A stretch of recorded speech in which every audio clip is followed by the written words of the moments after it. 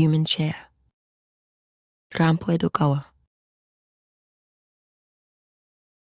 Oshiko had a routine of secluding herself in the shared study of the Western-style mansion after seeing her husband off to work each morning, which was always past 10 o'clock. There she was currently engaged in writing a long story for the summer issue of K magazine. As a beautiful and talented writer, Yoshiko had become so famous recently that she overshadowed her husband, who was a secretary at the Ministry of Foreign Affairs. Every day, numerous letters from unknown admirers arrived at her place.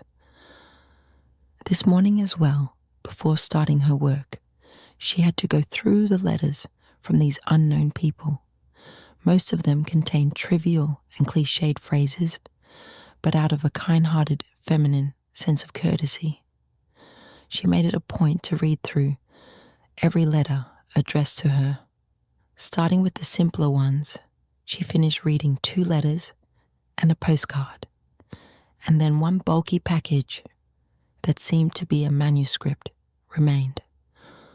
Although she hadn't received any notification letter, it wasn't unusual for people to suddenly send manuscripts without prior notice.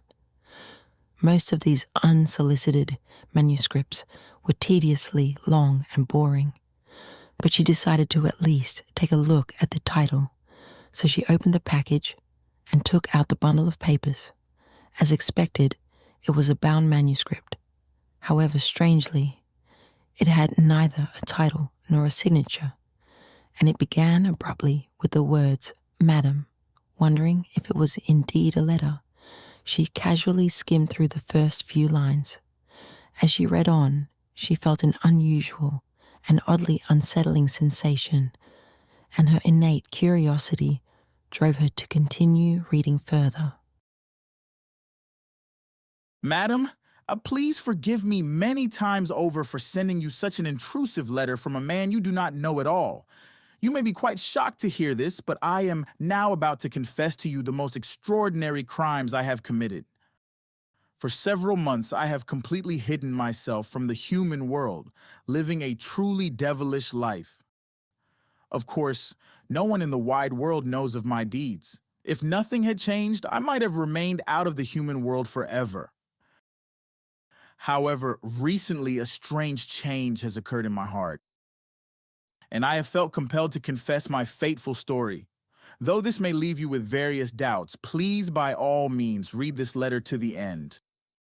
Then you will understand why I felt this way and why I specifically needed you to hear my confession. Where should I begin? The facts are so bizarre and otherworldly that writing them in a letter, which is a method used in the human world, feels strangely awkward and makes my pen hesitate. But there is no point in hesitating. I will begin by recounting the events in order. I was born with an extraordinarily ugly appearance. Please remember this clearly. If you were to meet me in person after generously accepting my request, the sight of my already hideous face, made worse by years of unhealthy living, would be unbearable for me without any forewarning for you. What a fateful birth I have had.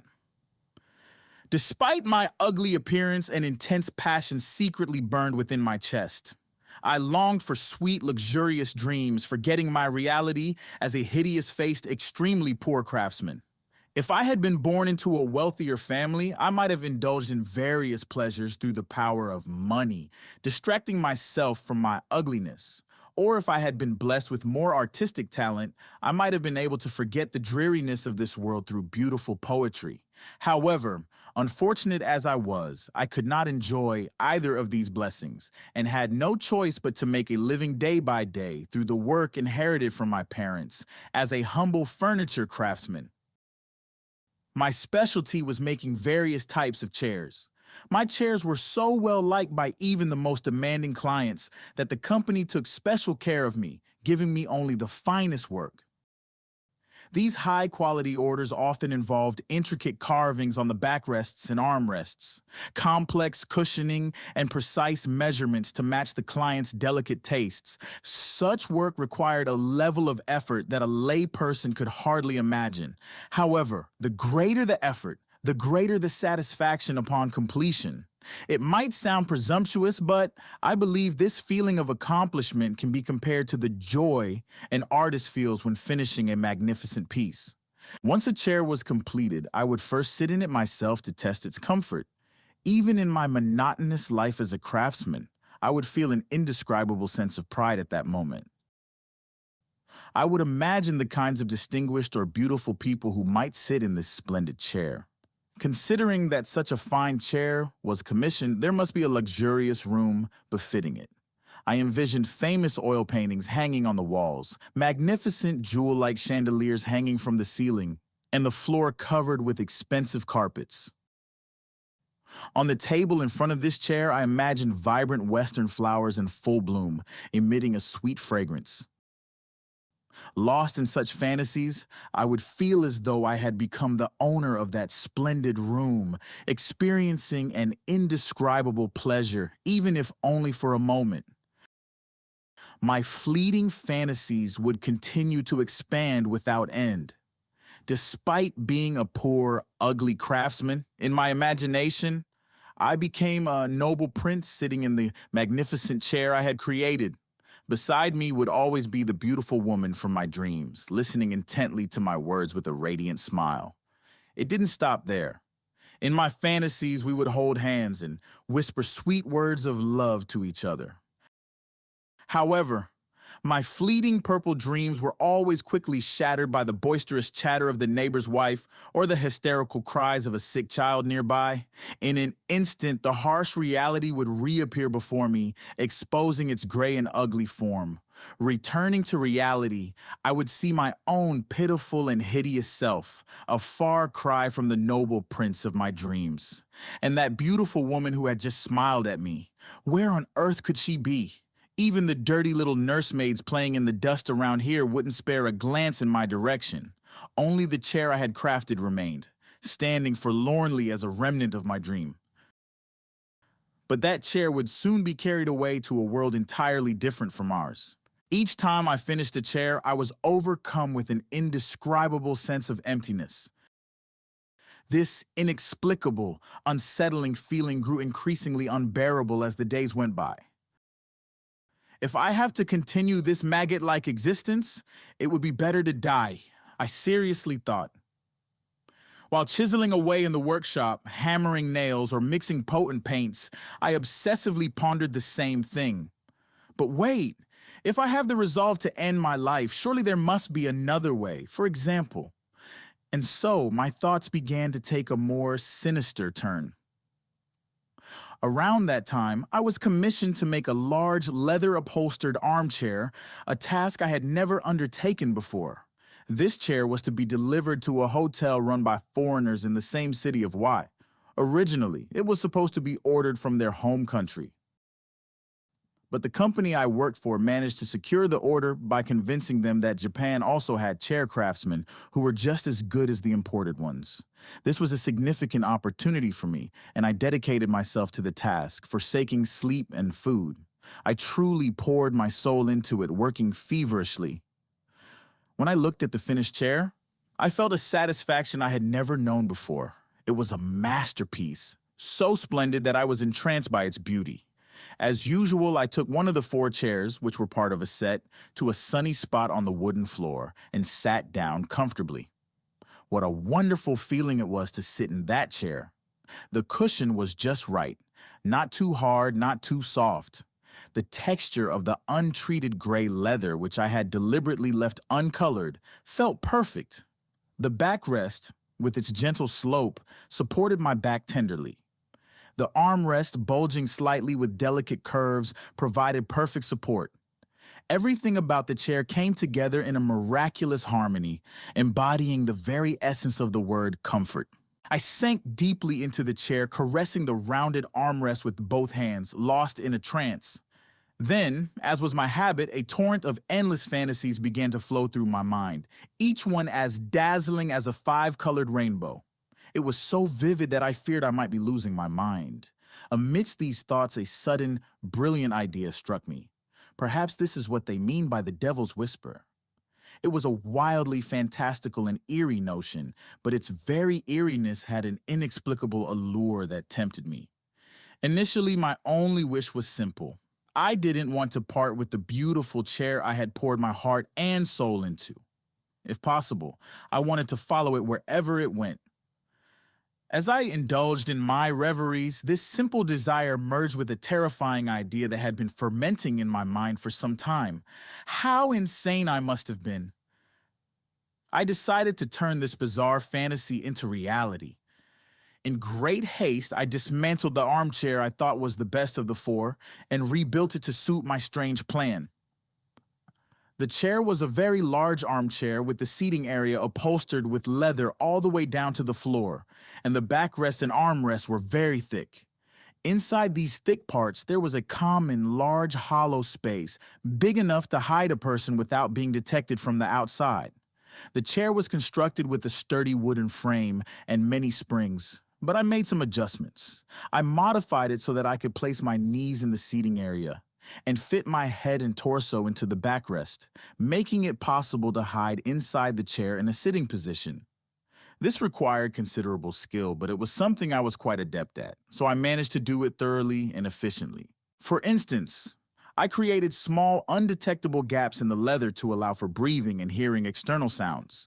Inside the backrest, near where my head would be, I installed a small shelf to store items. On this shelf, I placed a canteen and military hardtack. Additionally, I included a large rubber bag for a specific purpose and various other innovations, ensuring that, with sufficient food, I could stay hidden inside the chair for 2 or 3 days without feeling uncomfortable. In other words, the chair became a room for one person. Indeed, a strange feeling. It was dark and suffocating, like crawling into a tomb. Thinking about it, it was no different from a tomb. As soon as I entered the chair, I vanished from the human world, just like donning a cloak of invisibility. Soon, someone from the company arrived with a large cart to collect the 4 armchairs. My apprentice, who was unaware of anything, dealt with them. As they loaded the chairs onto the cart, one of the workers shouted, "This one's unusually heavy," causing me to panic for a moment. However, since the armchair itself was inherently heavy, there was no suspicion. The rattling of the cart transmitted a peculiar sensation to my body. Despite my anxiety, everything went smoothly, and by that afternoon, the armchair containing me was placed in a hotel room. As I later discovered, it was not a private room, but a lounge where people frequently came and went to meet others, read newspapers, smoke, and engage in various activities. Inside the chair, I settled into my confined space, equipped with my provisions and careful modifications, feeling a mix of dread and excitement at the unfolding of my audacious plan. As you have probably already guessed, the primary objective of my peculiar behavior was to wait for moments when no one was around, sneak out from the chair, and roam around the hotel committing thefts.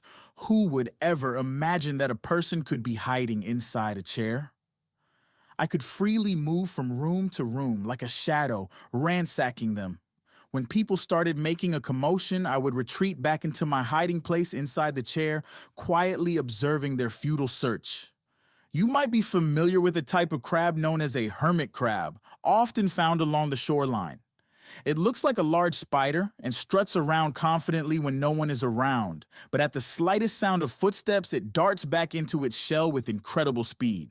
It then peeks out its hairy front claws to monitor the situation.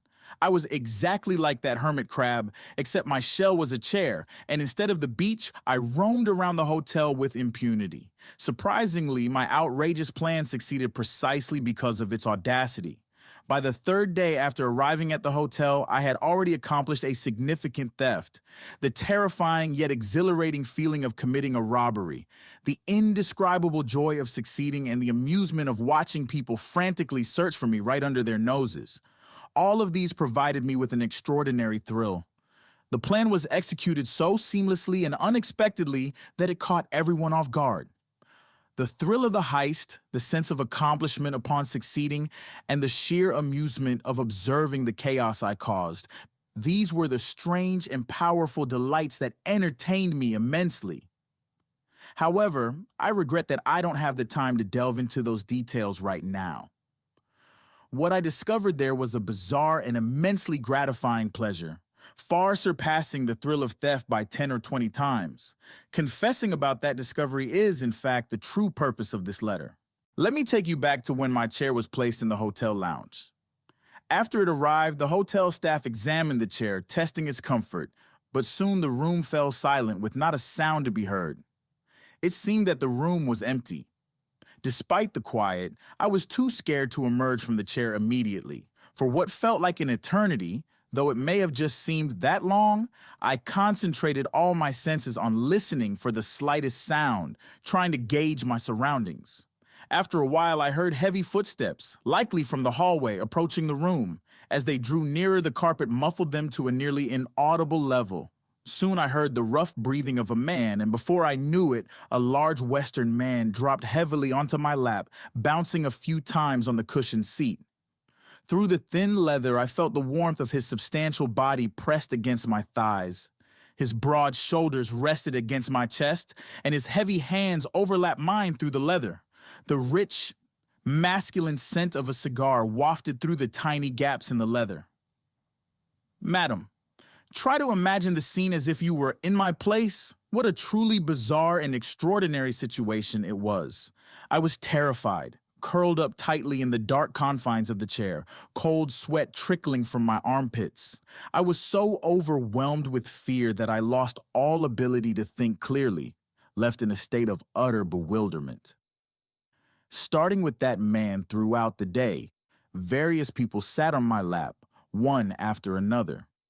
None of them realized that what they believed to be a soft cushion was actually the living, blood-filled thighs of a human being, me. The dark, immobile, leather-bound world I found myself in was an incredibly strange yet fascinating place. In that space, humans seemed like completely different, mysterious beings compared to what they appeared to be in the light of day. They were merely voices, breaths, footsteps, rustling clothes, and a series of rounded, resilient masses of flesh. I could identify each person not by their appearance, but by the feel of their bodies.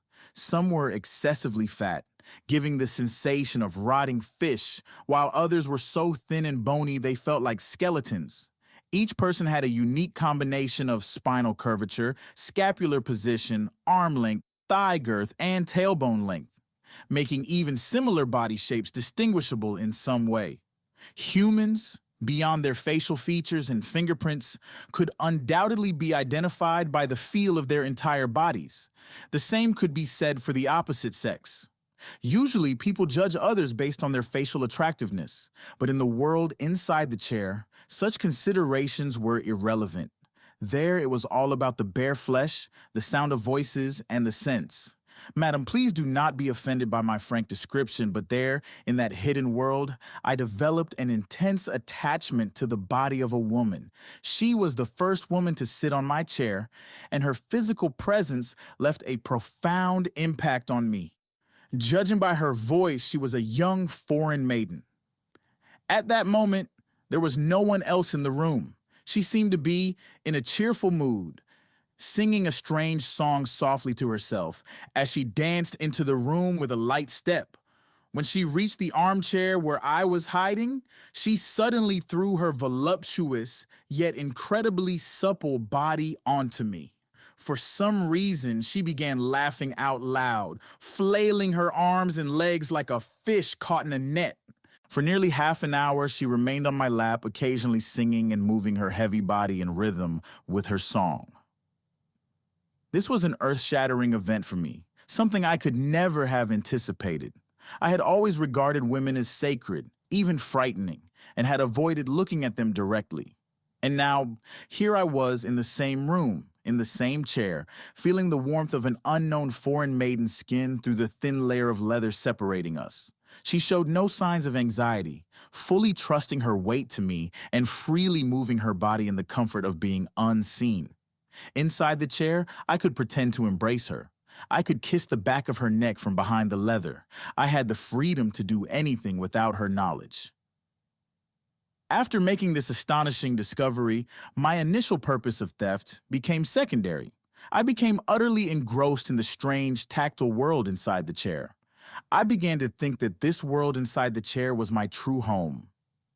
As an ugly and timid man, I always felt inferior and led a shameful and miserable life in the bright, illuminated world.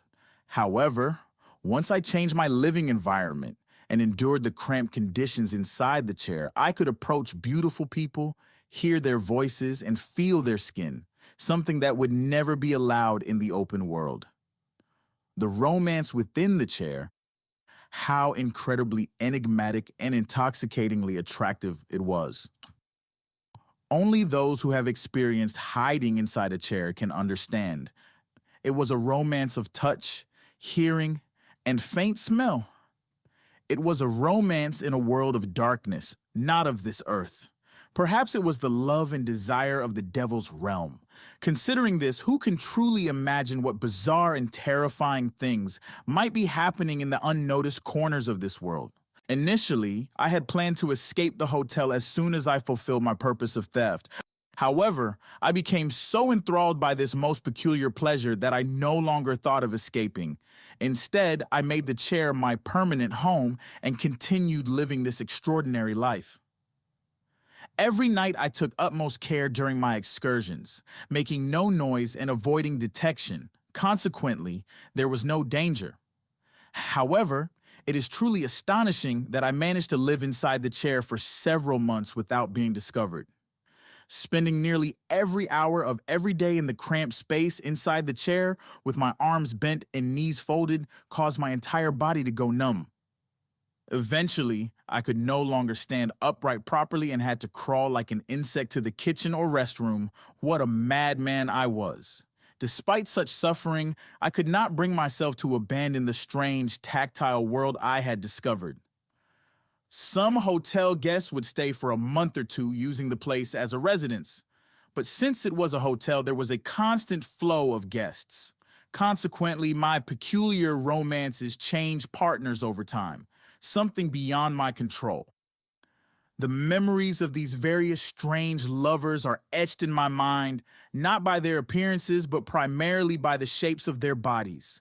Some had agile, trim bodies like young colts. Some were sinuous and voluptuous like snakes, moving with fluid grace. Others were plump and resilient like rubber balls, rich in fat and elasticity. Some had robust, powerfully developed bodies, reminiscent of Greek sculptures. Each woman's body had its own unique features and attractions. As I transitioned from one woman to another, I also experienced other strange encounters. One such experience occurred when the ambassador of a major European power, information I gathered from the gossip of Japanese bellboys, placed his impressive frame on my lap. This man was more renowned as a world-famous poet than as a politician. The knowledge that I had felt the skin of such a great figure filled me with a thrilling sense of pride. He sat on me for about 10 minutes, conversing with 2 or 3 of his compatriots before leaving. Although I had no idea what they were discussing, the sensation of his warm body, moving with every gesture, gave me an indescribable thrill. During that time, I had a fleeting dark thought. What if, from behind the leather, I were to plunge a sharp knife straight into his heart? Undoubtedly, it would be a fatal blow, rendering him unable to rise again. The repercussions would be immense. His home country, as well as Japan's political sphere, would erupt in chaos. Newspapers would print sensational headlines. The diplomatic relations between Japan and his homeland would be severely impacted. From an artistic perspective, his death would be an enormous loss to the world. The realization that such a monumental event could be easily caused by a single action of mine gave me a bizarre sense of empowerment. Despite these temptations, I never acted on such thoughts. The mere idea that I could hold such power, even momentarily, provided a peculiar sense of satisfaction. This period of my life spent hidden in the chair, mingling with high society in such a clandestine manner, was filled with both fear and strange pleasure. Another notable experience was when a famous dancer from a renowned country visited Japan and stayed at the hotel. By chance, she sat in my chair just once. Like with the ambassador, I was deeply impressed, but this time her presence provided me with an unparalleled sensation of ideal physical beauty. Her beauty was so profound that I had no time for any base thoughts. Instead, I admired her with a reverence akin to that felt for a piece of art. Aside from these encounters, I had many other unusual, strange, or eerie experiences. However, detailing all of them here is not the purpose of this letter, and it has already grown quite lengthy. So let me proceed to the main point. Several months after my arrival at the hotel, a significant change occurred in my circumstances. The hotel's management decided to return to their home country for some reason and sold the establishment, including its contents, to a Japanese company. The new owners planned to change the hotel's luxurious approach to a more general inn, aiming for profitable management. Consequently, they decided to auction off unnecessary furnishings through a large furniture dealer. My chair was among the items listed in the auction catalog. Upon learning about the auction, I was initially quite disheartened. I even considered using this opportunity to return to the outside world and start a new life. By that time, I had accumulated a substantial amount of money from my thefts, enough to ensure that I would not have to endure the miserable existence I had before. However, upon further reflection, I realized that leaving the foreign hotel, while a significant disappointment, also represented a new hope. Despite loving so many different women over the past few months, the fact that they were all foreigners left me feeling a strange spiritual emptiness. Perhaps Japanese people can only truly fall in love with other Japanese. This thought began to take root in my mind. Just as I was pondering this, my chair was put up for auction. This time there was a chance it might be purchased by a Japanese person and placed in a Japanese household. This became my new hope. So, I decided to continue living inside the chair a little longer. The few days spent at the furniture dealer's storefront were extremely uncomfortable, but fortunately, when the auction started, my chair quickly found a buyer.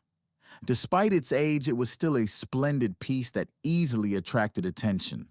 Thus, I found myself sold to a new owner, embarking on yet another chapter of my peculiar existence. The buyer was an official living in a large city not far from Y City. The journey from the furniture dealer's shop to his residence was excruciating, as I endured a tremendous amount of discomfort inside the chair while being transported over several miles in a violently jolting truck. However, the suffering paled in comparison to the joy I felt, knowing that my new owner was a Japanese person, as I had hoped. The official who purchased the chair owned an impressive estate, and my chair was placed in the spacious study of his Western-style house.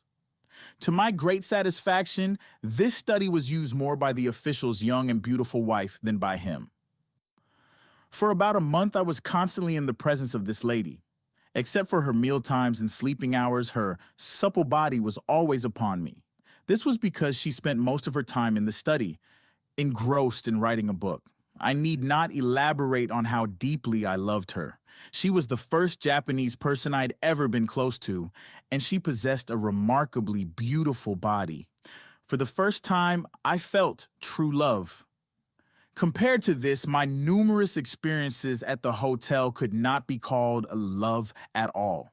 As evidence of my true feelings, unlike my previous encounters, I wasn't content merely to enjoy secret caresses.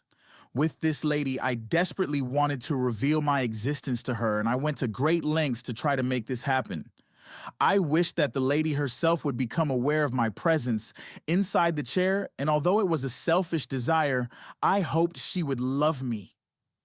But how could I signal her? If I openly revealed that a person was hiding inside the chair, she would surely be so shocked that she would inform her husband and the servants. That would ruin everything, and I would be accused of a terrible crime and face legal punishment. So, I tried to make her feel as comfortable as possible in the chair and endeavored to make her fond of it. As an artist, she must have a keener sense of perception than most people. If she could sense life in the chair and come to cherish it not merely as an object but as a living entity, I would be immensely satisfied. Whenever she threw herself onto the chair, I tried to receive her as gently as possible.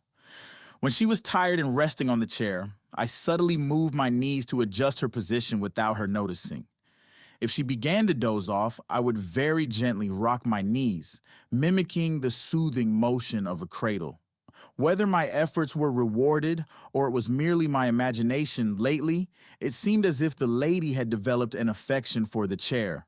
She sank into it with a sweetness akin to an infant being cradled by its mother or a maiden responding to her lover's embrace.